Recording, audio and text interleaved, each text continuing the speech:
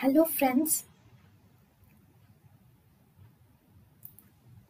welcome to Creative Medicine. In this lecture, we will learn about what happens if there is decrease in extracellular fluid calcium. When there is decrease in extracellular fluid calcium, it decreases. There occurs, whenever there is decrease in extracellular fluid calcium, there occurs decrease in amount of depolarization necessary to initiate sodium and potassium conductance. Why?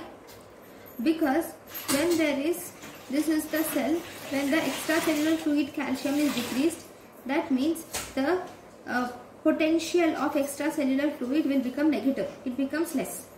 So potential of the intracellular fluid, if it is minus, if it is a nerve cell, it will be minus 90, right? If the potential of intracellular fluid is minus 90 and threshold is plus 55, just it's an assumption.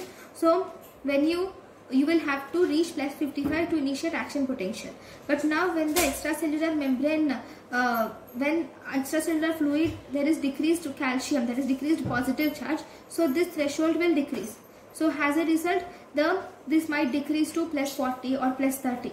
So as a result, this difference between the extracellular and the intracellular potential gradient will obviously decrease. So the sodium and potassium ion conductance, to initiate that, the amount of depolarization necessary will decrease. So as a result, this increases the excitability. Okay. On the other hand, if there is increase in extracellular fluid calcium, this will cause